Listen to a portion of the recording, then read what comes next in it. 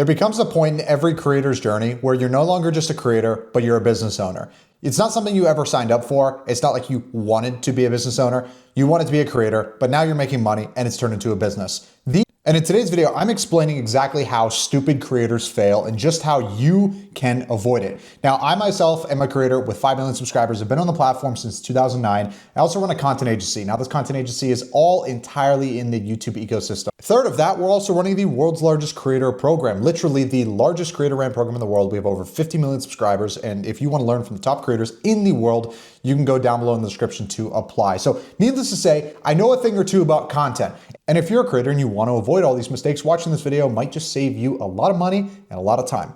Starting off with the first most obvious one, paper-chased comfort. Here's the thing. Creators are usually normal people. You don't come from an extravagant lifestyle of lots of money and lots of things and this abundance of people wanting your attention. I come from a divorced house. Pretty much every single day I was in the basement of my mom's house making YouTube videos, and one day it actually worked. All of a sudden their 13-year-old son is making $30,000 a month online on YouTube. And I know it sounds crazy, but that was actually the truth.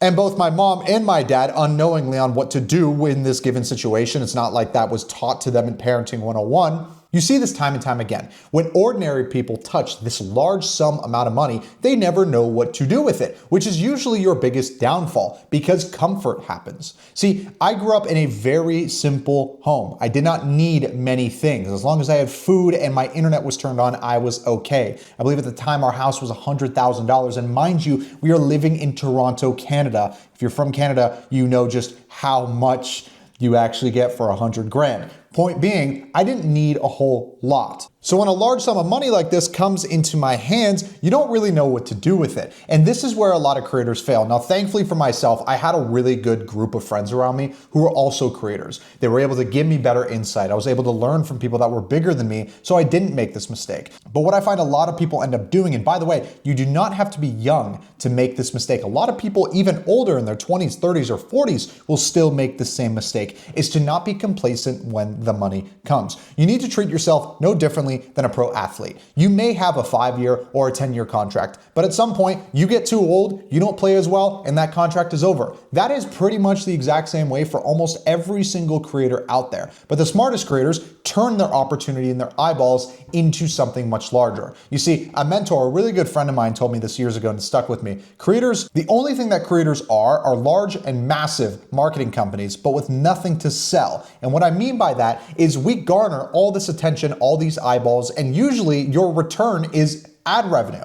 Although ad revenue is really good, it shouldn't be the only thing that you have. You should be looking to expand vertically with your audience, whether that's with an apps, a software, in-person products, whatever it is, you should aim to go vertical. Now, as you watch this video, you probably might say to yourself, okay, well, if I was making $30,000 a month, I would never be complacent. I would never be hungry. But as the saying goes, money changes people. And if you actually genuinely right now are making $30,000, $50,000, $100,000, $200,000 a month, I would bet 90% of you would become complacent and comfortable. Not because that's a bad thing or you should be punished for being comfortable, but for the sole fact that it is a large sum of money, you think that you've officially made it. The problem is that money dries up, especially when your lifestyle inflation follows suit with it. So when you become comfortable and complacent, you stop working as hard. You stop treating it as serious as you once did. But most importantly, the momentum that you spent years building slowly begins to fade away. Now that's stupid thing number one that creators make. This second one here is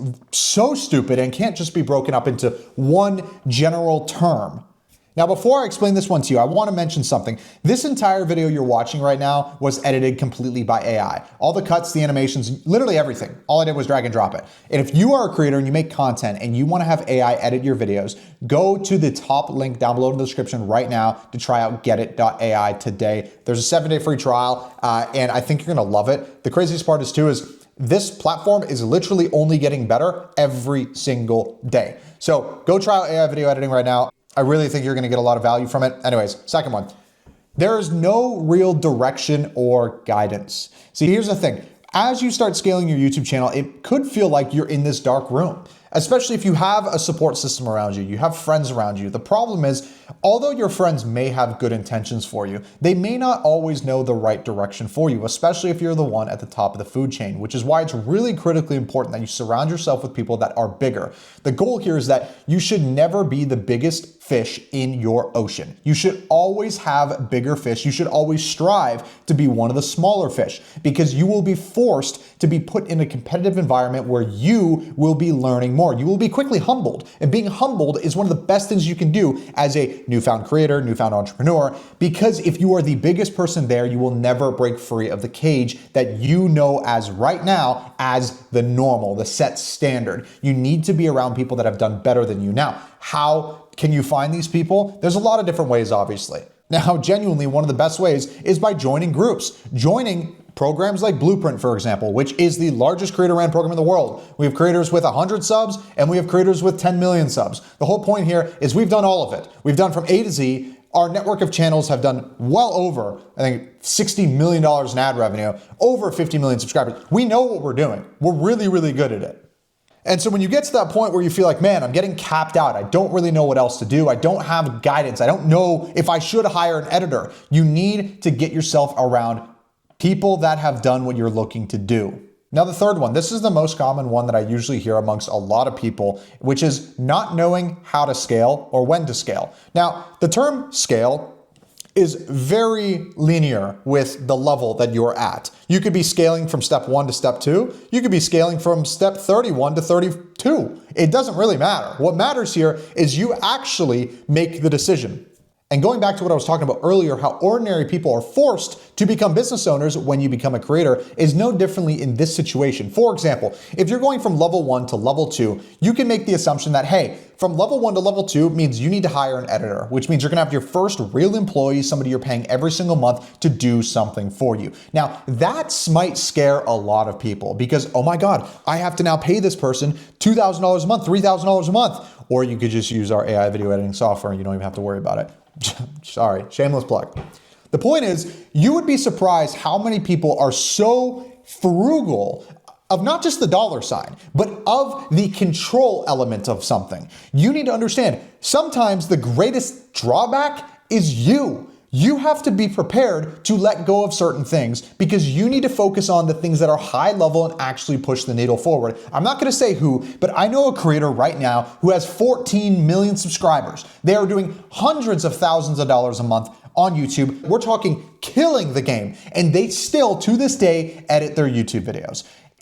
Baffles my mind that they still do it and that they have time for it. But the thing is here is so many people are so hung up and strung up on the idea that they can't let go of this thing because they think it's so perfect in the way that they do it.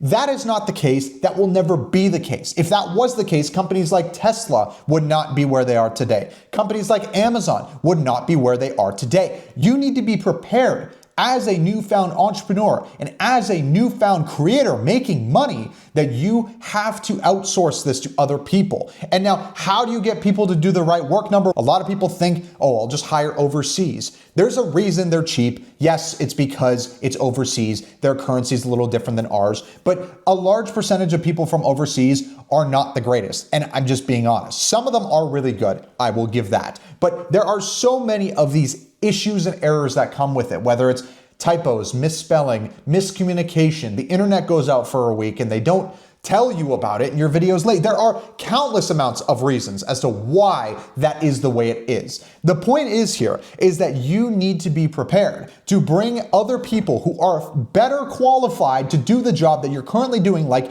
video editing, for example, and let them do their job. Now, how do you get that person to nail the style that you want to do? Train them. You sit down with them. You talk to them. You run them through the ropes. You don't just send a list of revisions on Discord. You jump on a call. You open the timeline. You show them why you make these decisions and why you don't make those decisions. You actually put forth the effort in training talent no differently than if you were working a job and your boss was training you. Now, these by far are the stupidest ways that creators fail, and now you can avoid them.